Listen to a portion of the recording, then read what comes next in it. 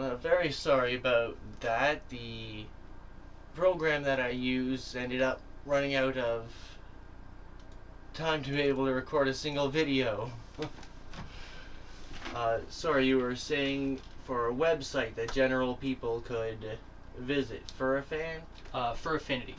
So FUR affinity.net. It's really good because you have to specifically opt in to see nude art or anything of sexual content. So if that's not what you're looking for, you can absolutely just opt out of it. There's plenty of the community on there that are open to conversation. They regularly interact with people when they comment on their artwork and stuff like that. So the community is very vocal of supporting one another. For sexuality side of it, the website flist.net. I'm sure if you search flist, it'll come up. It gives you a list of fetishes tied to the furry community, along with some settings. It's not specifically for furries, but it is very inclusive of the furry community. There you can find a lot of role plays or even fetishes you would never think you would want to consider. Do you find that there's much crossover between the BDSM community and the furry community, or? There is absolutely a massive crossover. So I was kind of dunked into the pool of both of them at once. I just saw nude art because I was a rebellious teenager and went to the website underage, saw what I did, and never looked back.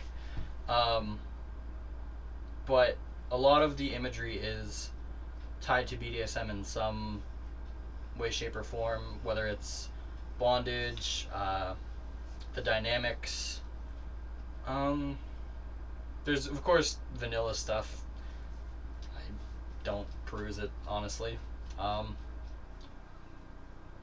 It definitely does have its crossover, though, especially between the fursuiters.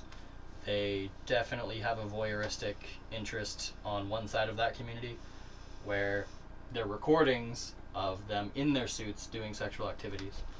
But yeah, there's a lot of crossover. Was there anything that really influenced you besides your friend and brother to learn more about the furry community? Like, how did you really start off?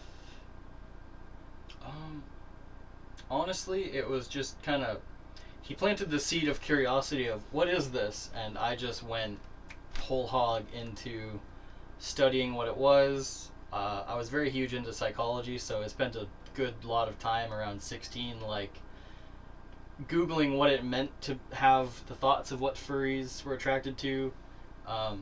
There was a brief period of, is there something wrong with me? But and we won't delve into it very far, or just, is there anything else really that you're into within the community, or? For me, the main things that I enjoy are kind of like being the intro for people to the community on the sexual side, because I'm a very open person towards explaining how things work. Kink wise, pet play is one of my, like, chef kiss. I love it. I very much so enjoy being a guide to submissive people, simply because I know that I am very patient, so it's easy for me to let people make mistakes. If they act up, then it's like a, hey. Yeah. Okay, because we have you back for another lecture or another interview at some point, so I just thought you might have wanted to mention. Like I said, we're not going to delve into it because I know you don't have time today, but I would save a lot of what I have for that one. But if you want, I can tell the topic. Yeah. So I will be back for a discussion on polyamory. That does not particularly play into the furry aspect, but it is something that I did learn through the furry community, because I was very confused as to, I have so many needs and fetishes that I don't know how I can get all of this from one person. So I was like, hey, this is an option. Alright, but I would like to thank you for joining us, Brian. Thank you very much for being here. No problem. And as you heard, the next interview is going to be on polyamory, although I don't know if that will be the next video. I hope that you'll tune in and find out what it'll be.